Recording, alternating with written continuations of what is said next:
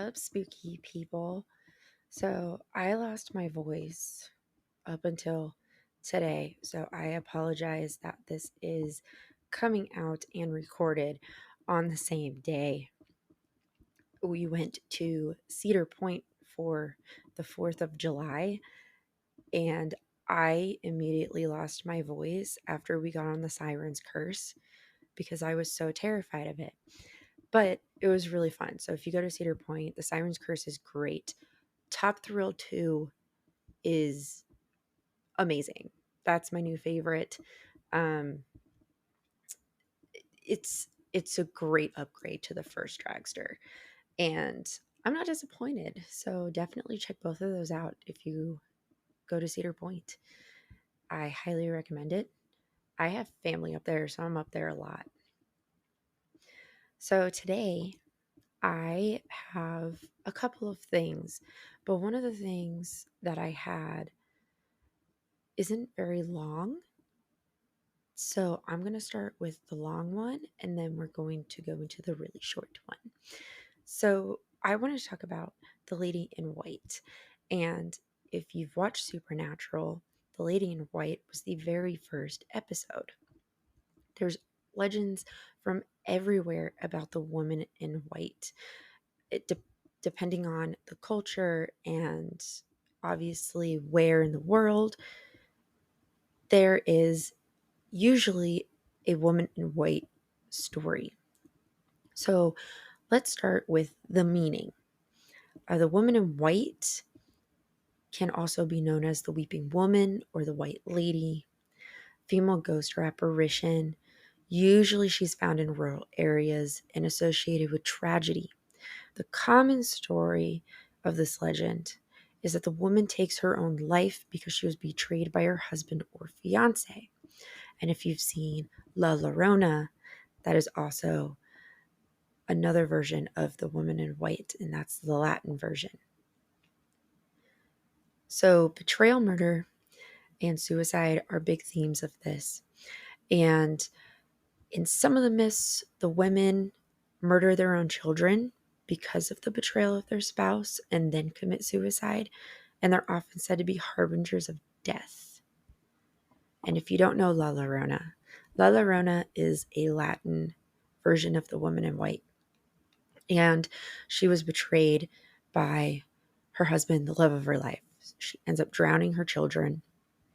And now it is said that after she killed herself, I believe she drowned herself, she is now looking basically for her children, but she's going to take other people's children to replace them. There's a movie.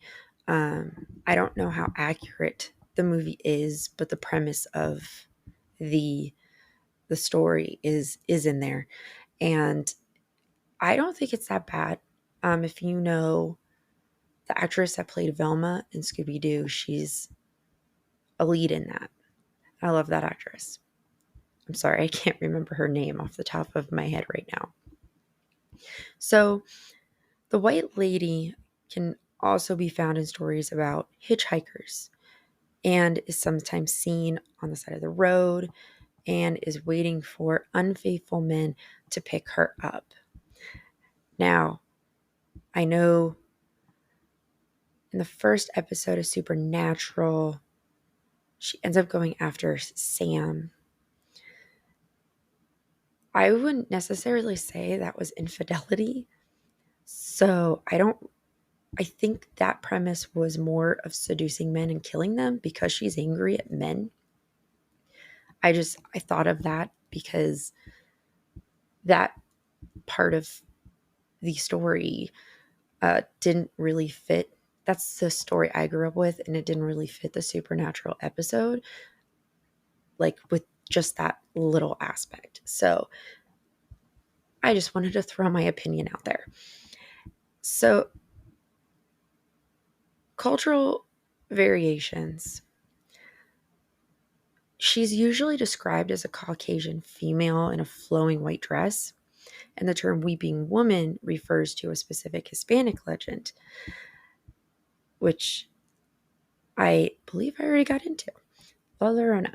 Several variations are also in the United Kingdom, Slavic mythology, and Brazil. And then there's also some Filipino, and I believe there was another one. It might have been in Korea. There were a lot listed, but I'm going to go over like the more known ones and maybe a couple of not super known ones.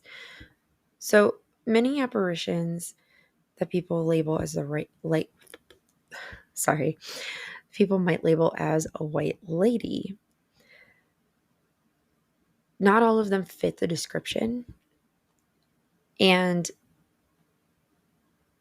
usually the story is she was betrayed by a lover. The apparition will sometimes cry, weep, or scream when seen, and might be described without even a story of betrayal. She doesn't have to be betrayed. So I've already gone over La Llorona, but she is popular in both North and South America. She was a woman named Maria. She drowned her children to be with the man that she loved. He would not have her. Then she drowned herself in the Lake of Mexico City. So, like I said, the movie and the actual story are kind of different. So, it is said she was not permitted into heaven. And when she asked at the gate about the whereabouts of her children, Maria was forced to wander the earth for all eternity to search for her murdered offspring. Constant weeping is what gives her name La Llorona. In some versions, she will kidnap wandering children who resemble her own or children who disobey their parents. People claim to have seen her only appearing at night near rivers and lakes in Mexico, and some say that those who hear her weeping are marked for death. Legend says she will cry, I missed Hios. I hope I said that correctly. Sorry if I didn't. That translates to, oh, my children. There's a UK legend. Of course, England's always got to have a variation of some sort of white lady thing. There's a lot of women that haunt England.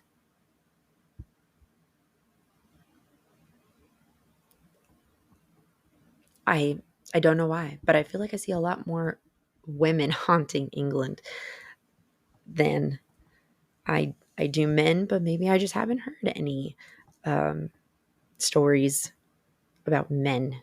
I see a lot of women and children mainly.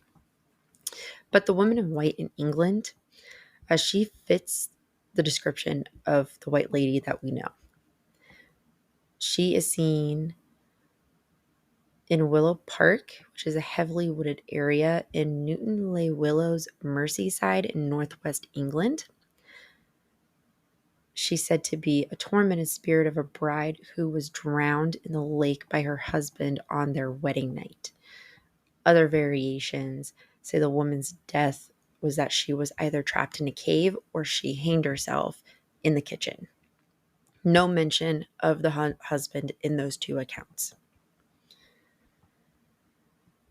There is a headless bride in the U.S. at Yellowstone National Park, and she haunts Old Faithful at Yellowstone National Park. And she and her husband were on a trip to Yellowstone, and he supposedly gambled away all of their money. The bride asked her father for money. He refused, and the husband responded by beheading his wife, then fleeing the scene. It is said that this lady haunts the old house since that was the only part that was built when she was alive. Then you've got, in the US, the ghost of Clearview Drive. I'm going to say this wrong. Mukilteo, Washington. There have been claims of many sightings of the weeping woman or white lady, and there's a forest just off Clearview Drive that they have seen her specifically in. And it's said that when night comes, a ghostly woman will try to hitch a ride from drivers. She'll stand in the middle of the road, pointing before suddenly disappearing, almost as if to trick them. There's also been reports of crying and screaming around the waterfall in Clearview, which suggests a ghost fits the definition of a weeping woman. So now you've got the hitchhiking thing. And I think the hitchhiking thing is a very common one as well. There is, I don't want to say a woman in white, but there's also that story where the boy picks up this girl who's walking home. She's in a prom dress sometimes, and she tells him how to get home. And she gets out of the car and goes. Well, the next day he sees her jacket in the car. So he goes back to the house and says, I'm here to return your daughter's jacket. And the mom looks at him and says, my daughter's been dead for however many years. So a lot of hitchhiking going on in these stories. So Slavic mythology, I'm going to say this wrong and I'm sorry. I know I keep saying that. Rusalka, she is a creature that bears a similar description of the White Lady. She's a ghost of a girl or young woman who died violently. The young woman either committed suicide because she had been betrayed by a lover or was an unmarried pregnant woman when she died. But the difference between her and the White Lady was that Rusalka may take the form of a ghost, nymph, succubus, or mermaid, and more commonly known as fishwomen who live at the bottom of rivers. So now you're getting some siren mythology in there. Brazil, Drama Branca, Mujer de Branco. I hope I'm saying that right. It's Portuguese. So we'll just call it Dama Branca because that sounds easiest. This is a story of a young woman who died either in childbirth or from violent causes. People say that she appears as a pale woman in a long white dress or a sleeping gown. And she doesn't speak. She's usually speechless and will occasionally recount her misfortunes to you. And depending on the source, the legend is slightly different, much like any other story. Brazilian Folklore Dictionary by Luis de Camara Cascudo. The White Lady is a ghost of a young white woman who was murdered by either her father or her husband in an honor killing. The most common reasons for killings were adultery, denial of sex, or abuse. Meanwhile, Europe's by Monteiro Lobato says it's a young woman who was starved to death by her husband because he suspected her of having an affair with a black slave. In this telling, the jealous husband only gave his wife the stewed meat of her lover's corpse for food. Now we're getting into cannibalism. So I will go over a little bit of like the Asian cultures, maybe give some locations around the US as well, because this is such a common story. And I think it's kind of cool to just, if you're near one of these roads, to go on the road and see what happens. So in Asian cultures, the White Lady spirits, like from Japan, your Rai are often depicted as vengeful or sorrowful. And it is said that they suffered immensely in life. And I found what Yurai means, and Yurai consists of two kanji, Yu meaning faint and Rai meaning soul or spirit. And they are tied to specific locations, and they often have unfinished business or seek justice to what has happened to them.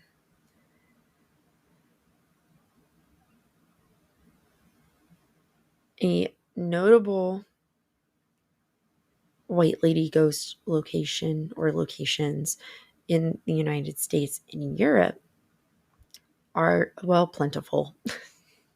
I think almost every state has them, and I'm not going to read every single state, but Chicago, Illinois has Resurrection Mary, and this is claimed to be the most famous white lady story in the United States. And she's haunting Resurrection Cemetery in Justice, Illinois, near Chicago. It is said that she is a young woman who spent the evening dancing at the O. Henry Ballroom in the 1930s. After an argument with her date, she decided to walk home. Archer Avenue, where she was tragically struck.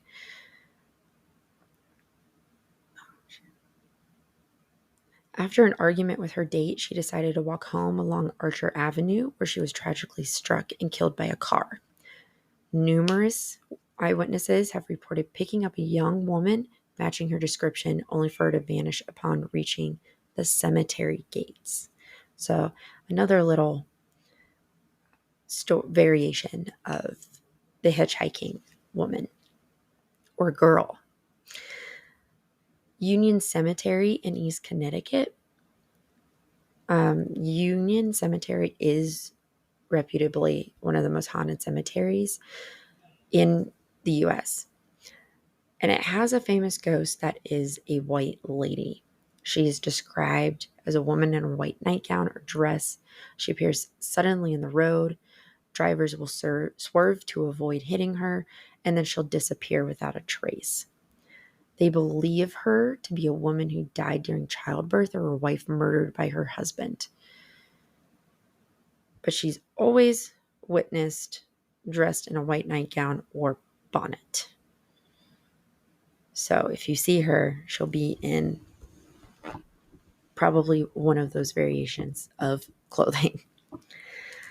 Europe, because Europe always has to have multiple ghosts of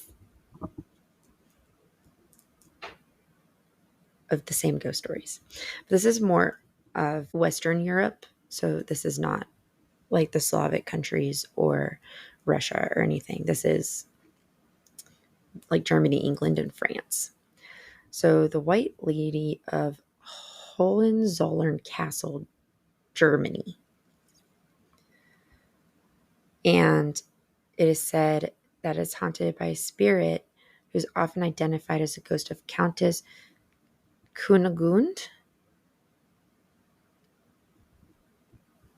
That's the best you're going to get out of me. And according to legend, she is dressed in white, draped in a white veil and radiating a sense of sorrow. And they claim that this white lady holds secrets to a hidden treasure. She's often witnessed walking the castle ramparts, wringing her hands and weeping from intense sorrow. And then you have the Blue Lady of Barry Pomeroy Castle in England. And Pomeroy Castle is in Devon, England. And she is believed to be the spirit of Margaret Pomeroy. She was imprisoned by her jealous sister, and she was left to die of starvation. So her spirit is said to haunt the dungeons and towers that she perished. The Green Lady in France, Laure Valley Chateau de Brissac, is haunted by the ghost thought to be Charlotte of France. She was murdered by her husband after being caught in an affair, and her spirit wanders the halls of the chateau. Her presence is often announced by a mournful wail. She's often seen in a green dress. She haunts the tower room of the chapel. And if you're brave enough to look this spirit in the eyes, you will see a corpse with missing flesh and gaping holes. That sounds fun.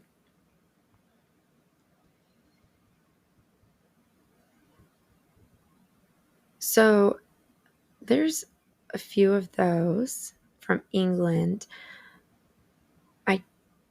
There is one Philippines one that I found, the White Lady Ghost of Balit Drive, Philippines, in Quezon County, Philippines. Their white lady ghost is said to be a spirit of a woman who was raped and murdered by Japanese soldiers during World War II, and she is often hitchhiking along the road. And she is a reminder of the area's dark past. So we can come to the conclusion that a majority of these are just really, really sad stories. So I found a story. Armorsteiner.com is Armorsteiner Octagon House. And there was a story written by Carl Karmer, who is the longtime owner and resident of the house. And they do like a whole immersive thing. And it unfolds in quote unquote real time. So if that's something you're interested in, I know I sound like a walking billboard, but I just thought that was an interesting thing to mention because we talked about the Octagon House a couple episodes ago. And this is in Sleepy Hollow. And if you don't know where that is, it's in New York. So there are many, many stories of the lady in white. And like I said, I would hop back to the supernatural episode.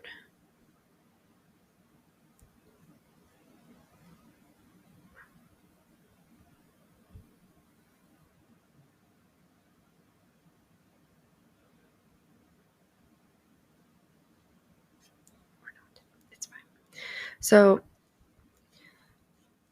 real quick, kind of going back.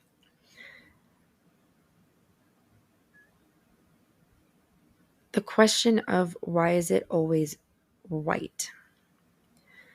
So I wanted to kind of talk about symbolism.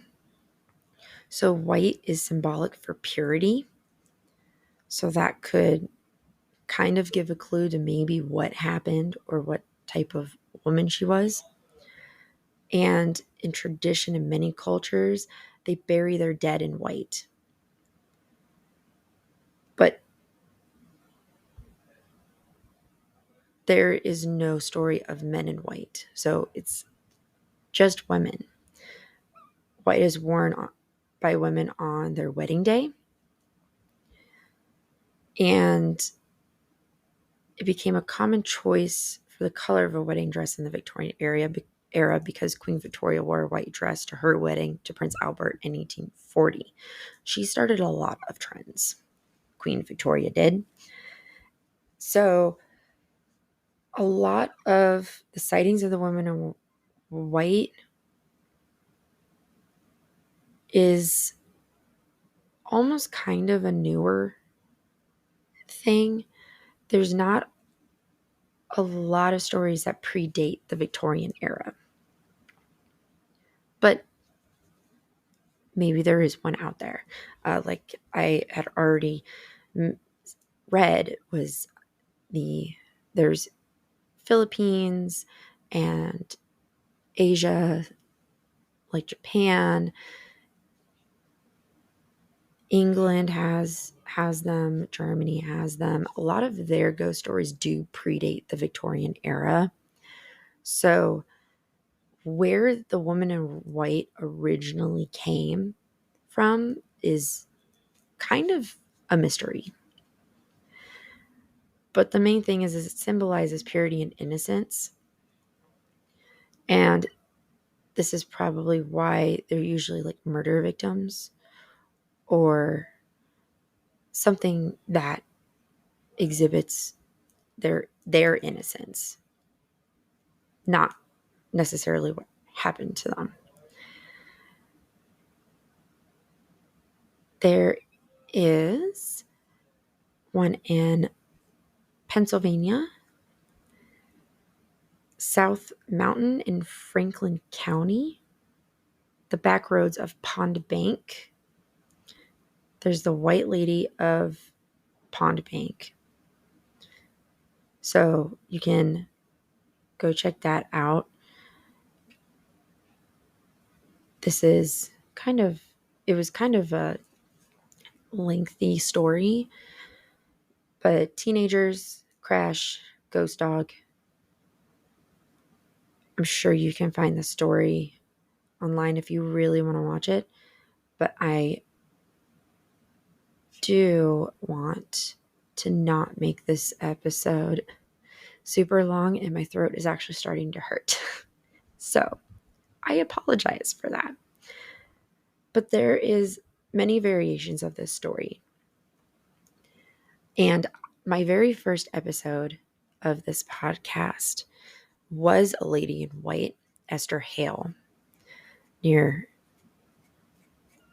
East Liverpool, Ohio. That's my favorite story. It's my favorite Lady in White story.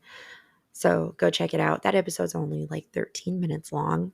So it isn't super long, but I do tell you the entire story and the experiences that people have had.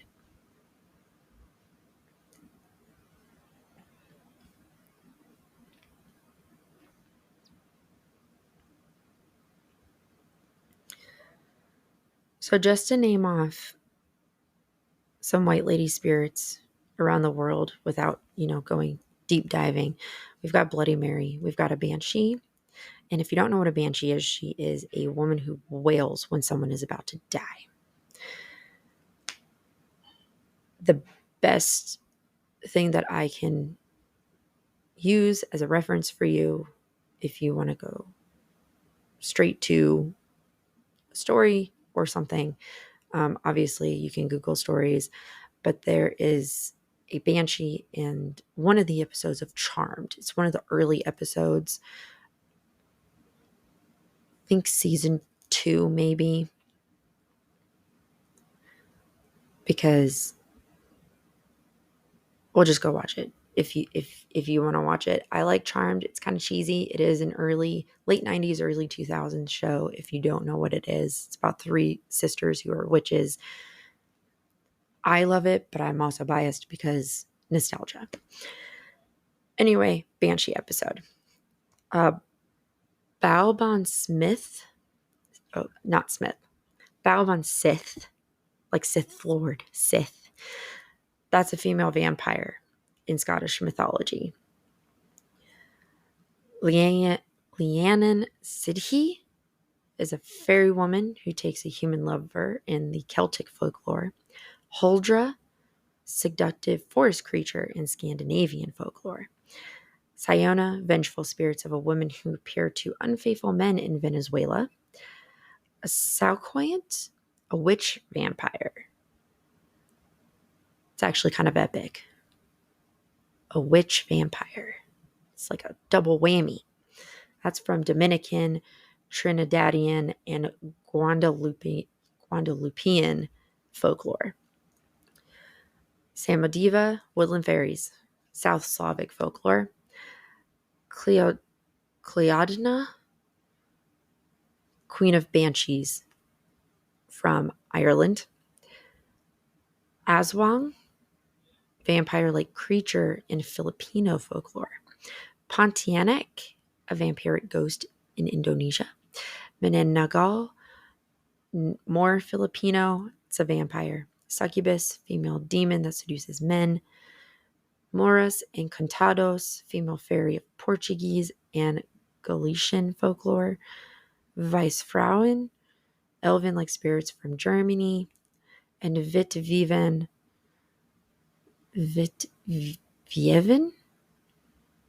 it's Dutch. The pronunciations are different from German. I know a little bit German. Elven beings known as wise women. So that's just a few of the different things around the world I like to do around the world. And I feel like I probably put too much time in the Western European, American folklores. That's just what everyone knows, which is why I do that. But I do want to go into some stuff in Asia. Japan has many, many ghost stories that are super fascinating. if you've ever seen The Grudge, that specifically, the movie is not a is not a true story, but The Grudge is based on a entity that the Japanese believe in. There's also the one, oh my gosh, what is it called? It has to do with photos. If I can find what that movie is, I will let you know next episode. But they would take pictures. There was a guy, and pictures, when they were taken of him, there was a woman behind him who was dead. So that one also had to do, it partially took place, well, mostly took place in Japan, but it has to do with one of their other entities that they believe in over there. Japanese folklore is super, super interesting, especially their ghost stories. So I highly recommend looking up some, but I will definitely be doing an episode on these folklores in the future.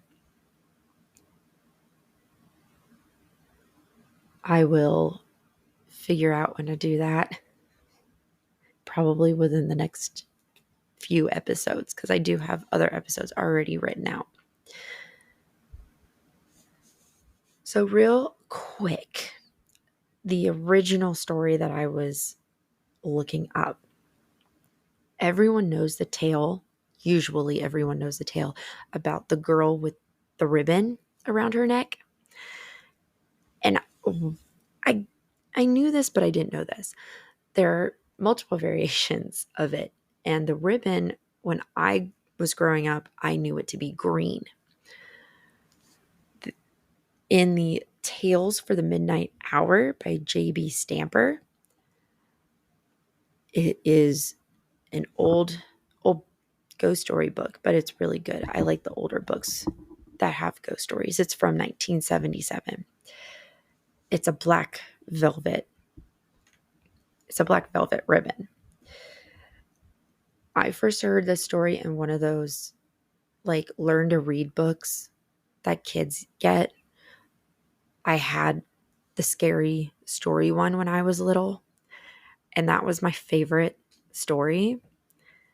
Strange story to hold on to, but it was my favorite. I'm a very morbid person, but there are a few versions. Version one, it was a wedding day, and she had always worn this velvet ribbon around her neck. And people did find her a bit strange. And the husband then asks her, "Why don't you ever take that ribbon off around your neck?" And she always said, "You'll be sorry if I do, so I won't." And he kind of let it go. But then after a while, she still wore the black velvet ribbon. And it began to test their marriage.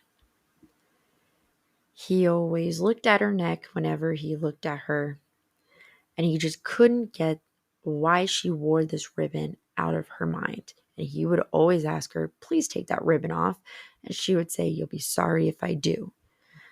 And they go back and forth for a little bit. And then on another day, he tried to pull the ribbon off her. And she looked at him and was like, "You'll be sorry if I take this ribbon off of my neck." And he says, "Either take that ribbon off or I will." And this was only 4 weeks into their marriage, according to the story. So that night, she was sleeping and he couldn't sleep. So he went and got some scissors out of her sewing box and he cut the ribbon off of her neck. And when he cuts the ribbon off of her neck, her head rolls off the bed, lands on the floor, and she just keeps saying, "You'll be sorry."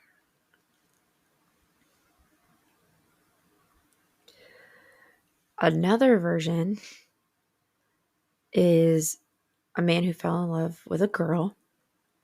Full moon rose in the sky when they were wed. She wore a different gown each night to please her husband. Sometimes she was in yellow, other nights she wore red, blue, white, but she always had a black velvet ribbon around her neck. She always wore it. And again, he would ask, "Take that ribbon off. I'm tired of looking at it. You'll be sorry if I do."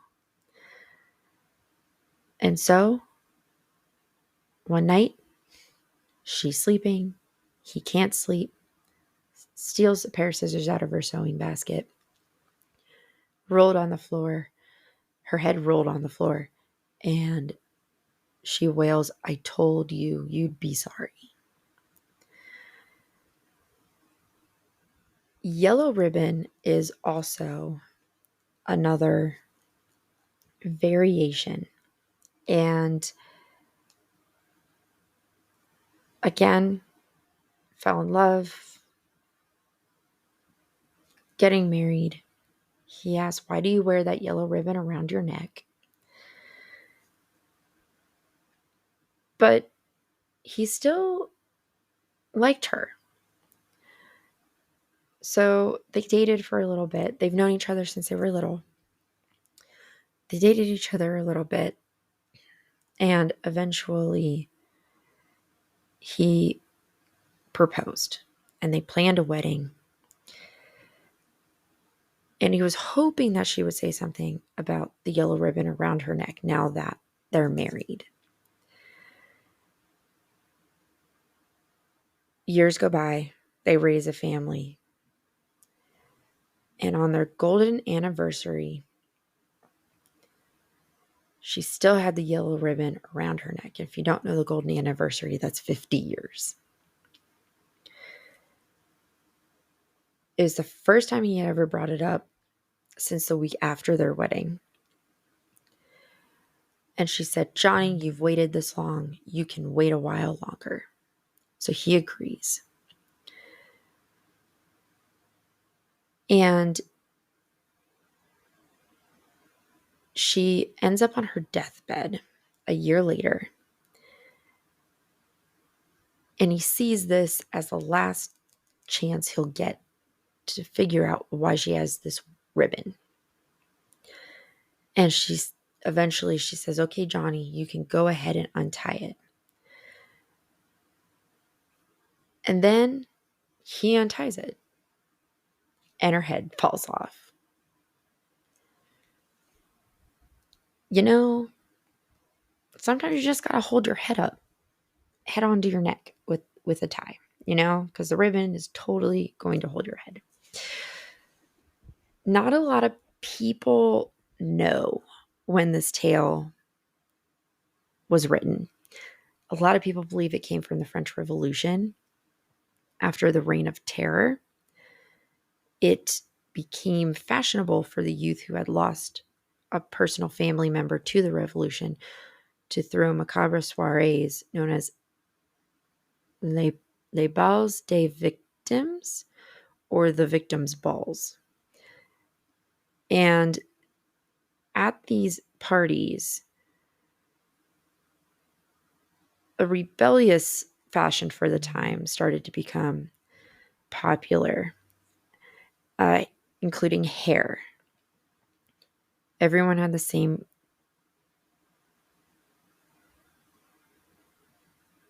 It was a style that commemorated the same cut that was given to the victims of the guillotine. And it specifically became very fashionable for men throughout Europe. And then the trend started for modern day fashion, like pants. Red ribbons were worn across the upper back of dresses because they had their own, women had their own special fashion, obviously. And they began to wear red ribbons around their neck to symbolize where the blade of the guillotine had cut the victims during the Reign of Terror. So it possibly came from the fact that they started wearing these red velvet ribbons around their necks.